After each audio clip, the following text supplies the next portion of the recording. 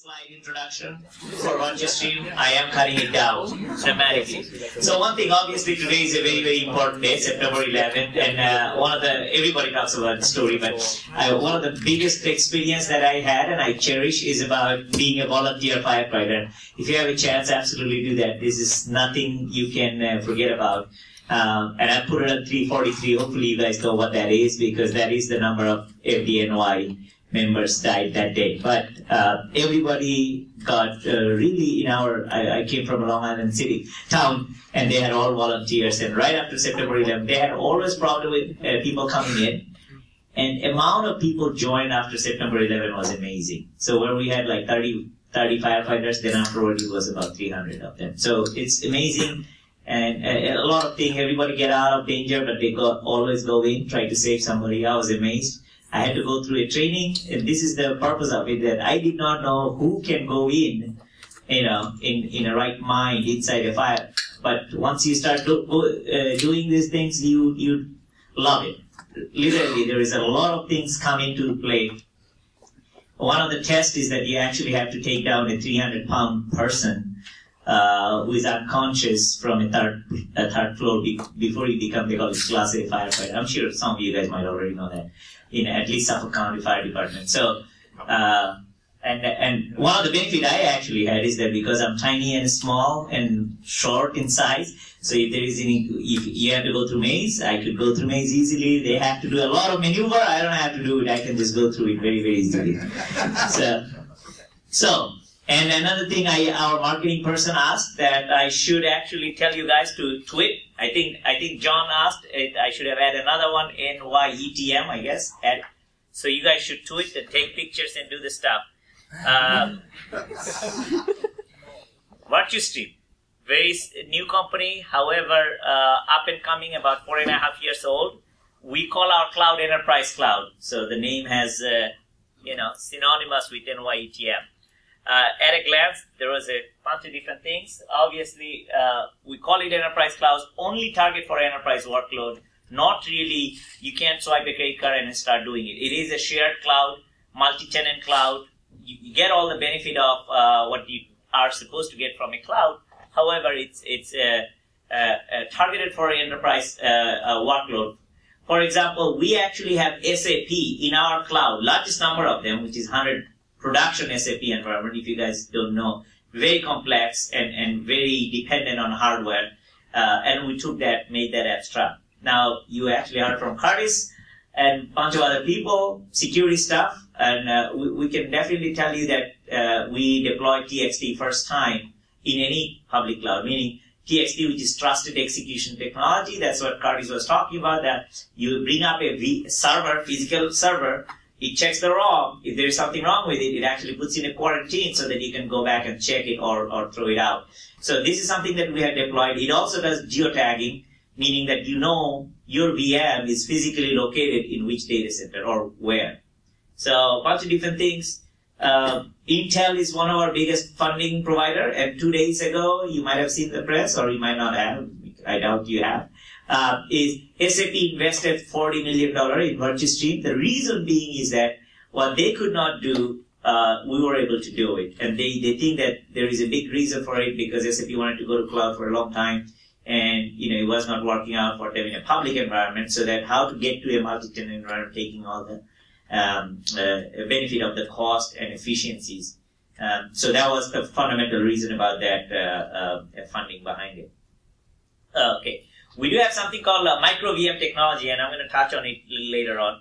What it is it's a true consumption basis. We we call it t-shirt size, like, Amazon, you have small, medium, large, extra large, so you buy the size, whatever you want. If you use the whole thing, great. If you don't use it, whatever you use within that one, you're not paying, you have to pay for the whole thing. So assume that you buy a medium and it costs you 2 cents or 10 cents. And you're going to be paying 10 cents. In our case, we don't do that. What we do is that we actually aggregate all the resource pool. And that's how you pay. If you bought a large one, but you're only using at night 50% of that one, you don't have to change the VMs or anything like that. We're only going to charge you for 50% of it. 2 things it actually provides: performance and capacity. So why performance? Because we are constantly optimizing for performance. And SAP is one of the big examples, because unless it's performing very well, you're losing the dialogue response, end-to-end responses. And that would time out, and you're not going to have the result that you're expecting, or whatever the user expected thing. So what we do is we focus on that, how to optimize that continuously. And we have done it with not only for SAP but also other. SAP has different, we call it interfaces, bolt-ons, and add-ons, meaning that it actually talks to data, and also you actually install something on top of SAP, or there is some other application installed in a different server that needs to work with SAP. So all different variation and complexities, and that gives you that constant performance. Everybody's changing. There's a lot of different changes, a lot of different variations, so we always have to look into it. So, two things is capacity. Another key piece to that performance. Micro VM has 4 criteria. Typical VM has 2, CPU and memory. We do it 4 because of the fact is enterprise workload, when you see there is a problem, it's not an outage, it's an intermittent problem. That's the bigger problem, because, how to fix it. If there is an outage, you know what the problem is. But okay, I have the problem right now, then I don't have it, how to fix that one. So what we found out most of the time, it is either network related, the bottleneck is network, or storage IO related. It just couldn't read from the storage fast enough, or write to the storage fast enough. So we actually take all 4 of them, make that as a micro VM, as a consumption model, and this is what that gives the benefit that we're talking about. Also, we made another thing we found out. In the cloud, when you go, DR is a big, big concern. How do you do that? You kind of have to architect it to some extent. In our case, you have a workload, or you create a VM. Enterprise is actually looking for, I need a DR for this is my mission critical stuff. So from our perspective, you just open up, you take the VM and put that in the bucket of which SLA bucket you want to put it in. The bottom one, you're looking at where it says core micro VM. You put it in, it gets automatically replicated into 2 data centers. That's it. Your job is to tag them a VM for core, and then automatically it gets replicated. The storage is replicated, even the capacity for the VM, meaning memory and CPU, gets also reserved into the secondary data center. The primary one, also the top one, is a single data center. There may be a lot of non-production data that you have, and you don't need to have that additional cost. It doesn't cost you double, just so you know, on the replication, maybe 25% more. But you might not even you might want to even capitalize on it. So that's what it is. And then afterward, we found out the security zone. You might want to put something in the internet facing, something never touches internet, or nobody can ever come from the internet. So we have 4 different blocks, which is you can just take your VM and put it into the bucket, and that's done. That's all you need to think about. Because all the everything is very transparent from our perspective. You know exactly where it is and what are the parameters that it's passing through, and what are the things that you have actually isolated that particular VM to adhere to.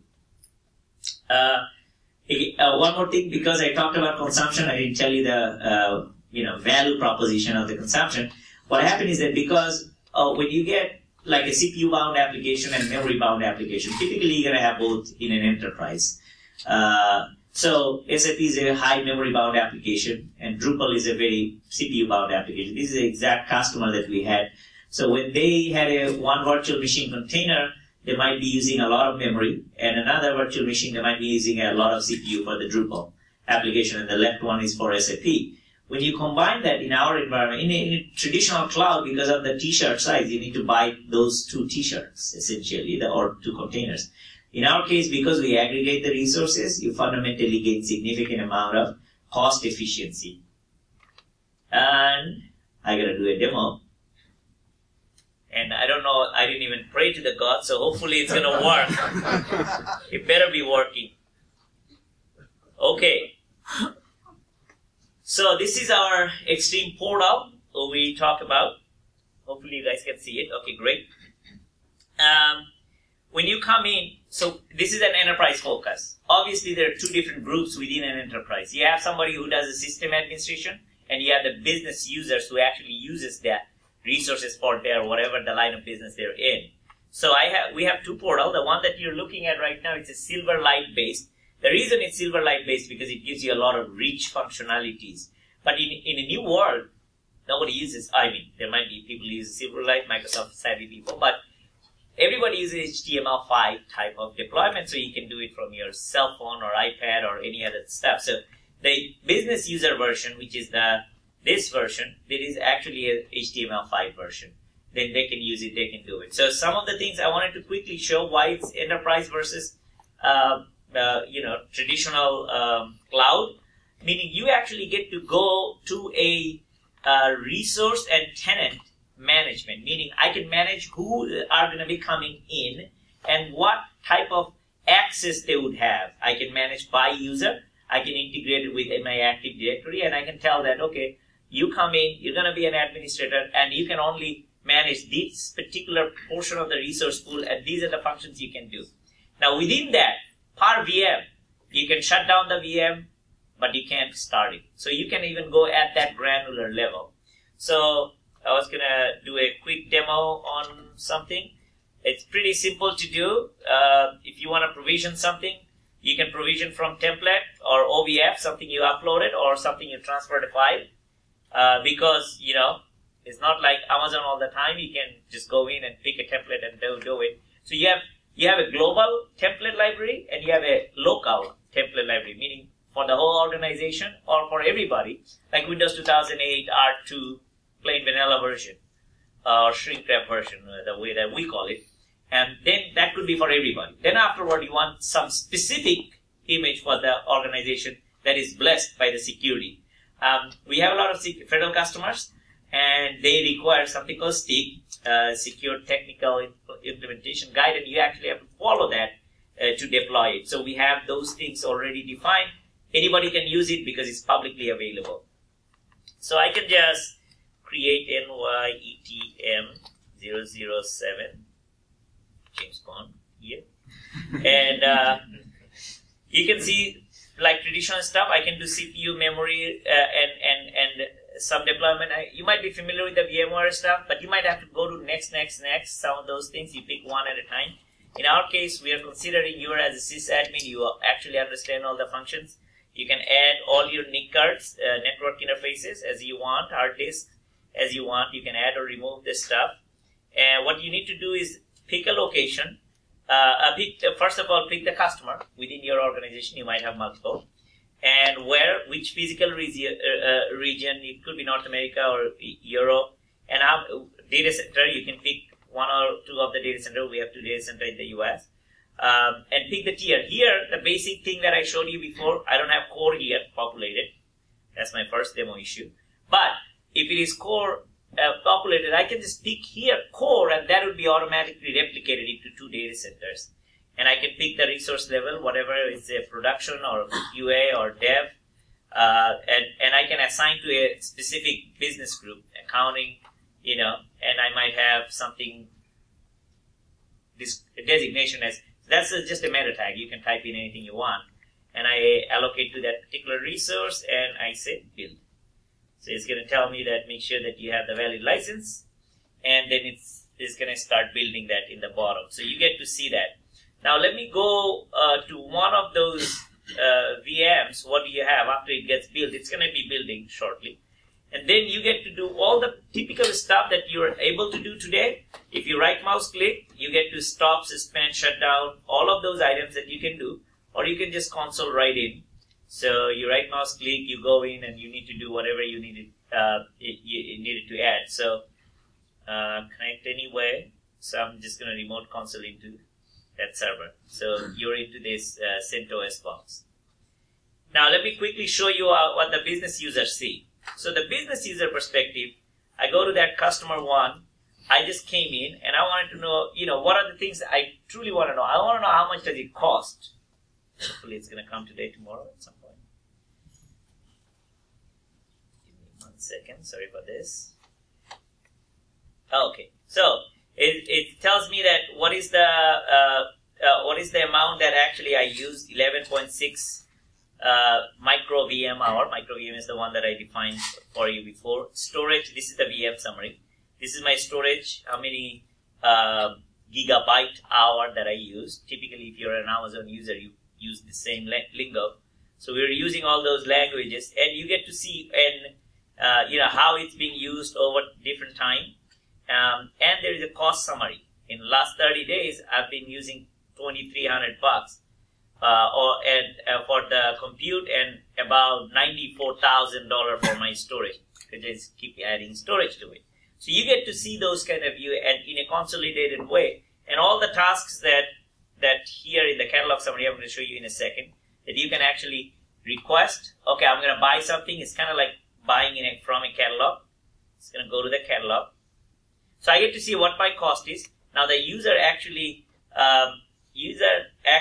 can build, go to this VM. I'm just going to show you quickly, very quickly. Configure, and I'm going to call it, the way that I'm building, see this is on right hand side, it just gave me an announcement that the NYETM 007 I built over there, it just got fully built. I can create another one, NYETM 008, and I pick all this stuff, I just keep it to basic stuff. Now I'm not getting at this moment, I'm not going back to this. This is a business user. I can't build it up. I have to add to the cart, and then I go back to my cart. I can add a lot of stuff. I put it in, okay, charge it to my accounting group, and I submit it. You can have as many groups as you want, essentially. So once you submit it, then it gets submitted to whoever can approve. In this particular case, I'm actually logged in as somebody who can approve it. And then I can go back and approve it. Once I approve it, it's going to be done. I think I have 2 minutes warning. So then I'm going to approve it. Once I approve it, then it's going to be built on the other side, and everybody can see it. So you have that whole business flow, everything together. One obviously critical piece I have not shown you, which is we have two different things, service desk and GRC, which is provide you full compliance mechanism, because enterprise obviously needs that. And service desk is integration. If you might have your own service desk and use an API to do that. So that's pretty much it. I'm going to stop right here, and if you guys have any question, thank God it worked halfway. But yeah? Yes. What's your partnering strategy with independent software vendors, application stack providers? Are you working with these guys kind of to replicate maybe something similar to what Amazon Marketplace is, or something?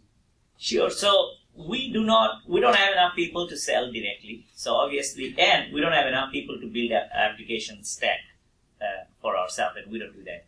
So we definitely started to do that. There are two things we started to do. We are all channel driven, mostly channel driven. SAP is one of the big channels for us, and others. And the partner who build the apps, we just started. Literally, I would say that we have two of them who build the stack on top of us. And most of them are related to big data, different type of analytics they are doing, and one of them are Hadoop stack they have. And so we have a CMS stack they have, and we have a Hadoop stack they actually started to build. So, and what we do at that time, our deployment strategy is that at that time we're just going to offer that as part of our catalog for our customers. Any other question? So is the focus here relative to enterprise cloud, essentially a private cloud within an enterprise environment, or is it pulling from public resources as well? It's a great question. Thanks for asking. And our sales guy is going to tip you for that one. But so the software that I have shown you, the software, we also have our own data center. We have deployed this in our data centers. That's something customers can actually consume the resources. Or this software as a standalone product we sell to our customer. So when I sell to a customer, the customer can deploy at their premise, and one of the data center, here if I go to resource level, and you see North America, within North America I have USDC one of the data center, customer data center, another data center could be Virtustream's own data center. So and you can start distributing load and start working on it. So both. What about like Terramark? So Terramark, obviously, they have their own cloud. We have one of our customer who is co-located at Terramark's Culpeper location for federal customer, federal agency, and we have recently won their SAP business, pretty massive one. So right now what they're looking at is deploying, even though it's in Terramark, but not using Terramark's cloud. Terramark has a vCloud Express. They have their own cloud. This customer is in the Terramark data center, but they own the physical assets over there. It's co-located over there. So what they wanted to do is that use that the software that I'm just showing you is as a single pane of glass to do managing both data centers. Anybody else? Thank you, John. Hopefully I was on time.